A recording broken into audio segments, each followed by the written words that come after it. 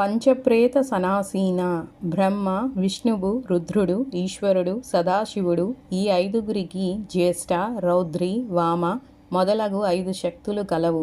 ఆ శక్తులతో వీరు కలియనప్పుడు వీరికి వామాంశమున ప్రేతత్వము కలుగును. అట్టివారిచే కల్పించబడిన మంచమునందు కూర్చుండు తల్లి. ప్రేత అనగా శవము. ఈ విషయము జ్ఞానార్ణవమున గలదు.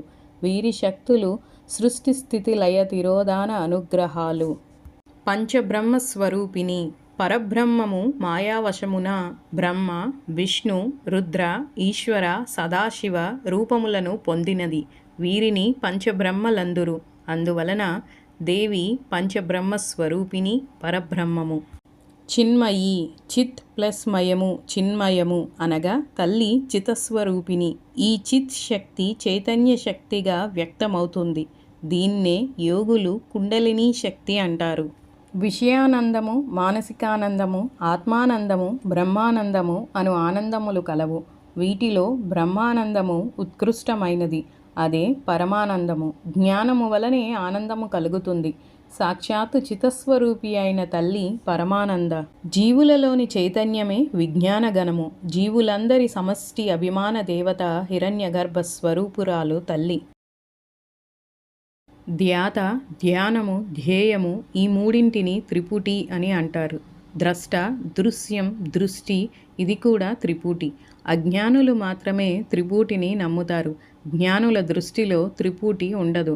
తల్లి కూడా జ్ఞానమయి. త్రిపుటిలో ఉన్నది అమ్మ మాత్రమే. అందువలన త్రిపుటి యొక్క 3 రూపాలు అమ్మే. ధర్మము వలన పుణ్యలోకములు, అధర్మము వలన నరకములు ప్రాప్తించును. జ్ఞానము వలన మాత్రమే మోక్షము లభించును.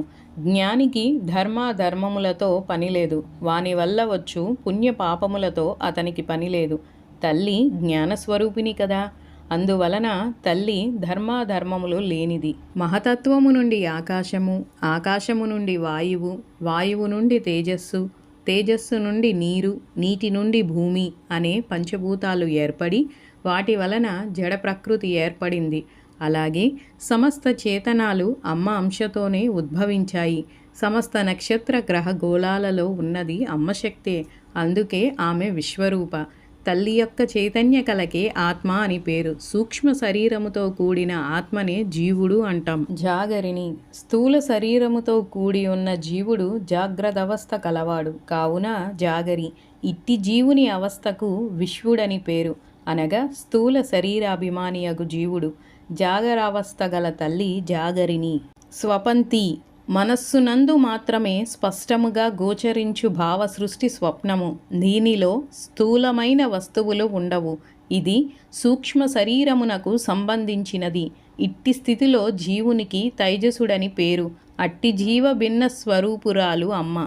స్వప్నమును పొందిన జీవునకు తైజసుడని పేరు. ఆ జీవుల సమష్టి స్వరూపుడు హిరణ్యగర్భుడు. అమ్మ హిరణ్యగర్భ స్వరూపురాలు.